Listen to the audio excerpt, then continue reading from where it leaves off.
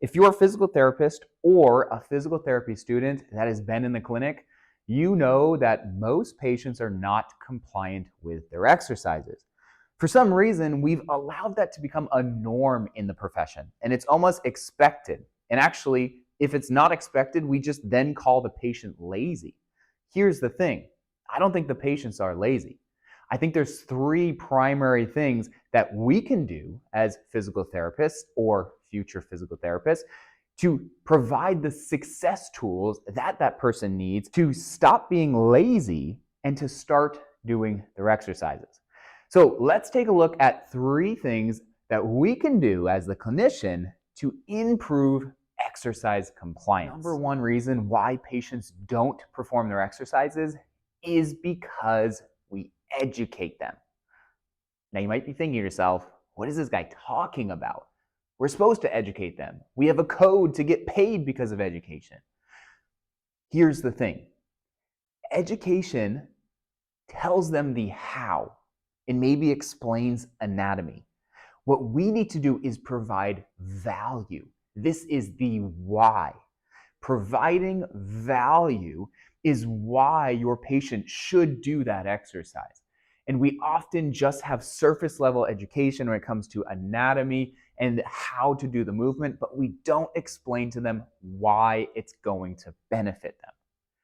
For example, the classic exercise that's pretty much done in all PT treatments is a pelvic tilt, specifically in a posterior direction. It's a great exercise. It gets someone learning how to move their pelvis. It's super powerful when it's done right. But to patients, how does that exercise seem? Boring. I don't know why I'm doing it. Hard. What's the point? I'm going to stop. If we just teach them the how, meaning, hey, Mr. and Mrs. Jones, I want you to move your pelvis because this transverse abdominis and your obliques, and we need to start to contract them. And so you're going to tilt the pelvis posteriorly. Then I want you to raise your leg and don't move that pelvis as you raise the leg. It's the how. We educated them. We didn't provide value. Instead, hey, Mr. and Mrs. Jones, you know how you've had back pain for 20 plus years? Well, I want to show you a movement. It's called a posterior pelvic tilt. Don't worry about that. What I want you to think about is a house. If you have a second floor problem and you fix the second floor and the problem comes back, and you fix the second floor and the problem comes back, at some point in time, don't you think you're going to think, maybe that's not a second floor problem? Maybe there's something wrong with the foundation.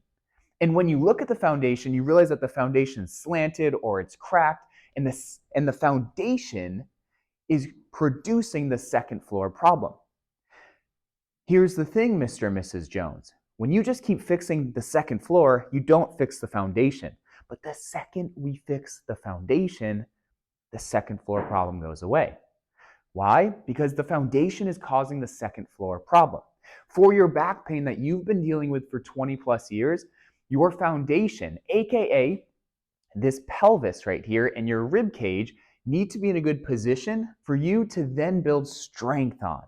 So we're going to do this exercise. I want you to think of this like the foundation, just like a house. We need a strong and sturdy and stable foundation, so that way everything going above it has that structure intact. So when we do this motion, it's super important that you know how to do it and know why we're doing it, because it's really important to getting you out of low back pain. That's the difference between providing value and education. Mr. or Mrs. Jones now knows why they're doing this exercise that's pretty boring in the grand scheme of things. If it's boring and they don't know why, they're not going to do it. If it's boring and they know that it could be a game changer to getting them out of pain, they will do their exercises every time you ask them to. The second reason why patients don't do their exercises is because of this. They lack confidence. Specifically, they lack replication confidence. This means that, sure, they may do it in front of you and do it perfectly fine, but they cannot replicate it or reproduce it on their own. This comes down to not giving them the tools to set them up for success. In a lot of physical therapy clinics, there's a handout from a generic website that gives a generic 2 sets of 10 with generic instructions. We need to do better than this. We need to raise our standards and give them the tools that they deserve to actually be able to replicate it confidently. So instead, give them specific checklists. Checklists are specific instructions that is specific to them. I'm going to keep on saying specific because we need to drive home that specificity aspect. Now, the easiest example and best checklist that I give to all of my patients is with a lunge. And this is the difference between a generic printout versus a checklist. So I want you to imagine that a patient comes in and you are teaching them a lunge, and then they're leaving and you want to give them something to follow up with that lunge so that they know what to do when they aren't with you. This is where you give them a 3-part checklist. We tell them, number 1, back foot. We tell them, number 2, elevator. And we tell them, number 3, chicken. Do you think they're going to remember these 3 points compared to a long laundry list of words on a printout? This is pretty easy. But what this checklist does is it's providing a focal point, the back foot. It's providing the trajectory of movement. And it's also providing the number 1 compensation we want to avoid. Now, this video isn't about all of this, but let me give you a quick background on that so you can understand that. Number 1, back foot. A lot of patients focus on the front foot and they neglect the back foot. When we keep the back heel really vertical and upright, that allows them to move like an elevator. An elevator moves straight up and down, like we want to do with a lunge, and it avoids moving like an escalator. An escalator is more diagonal.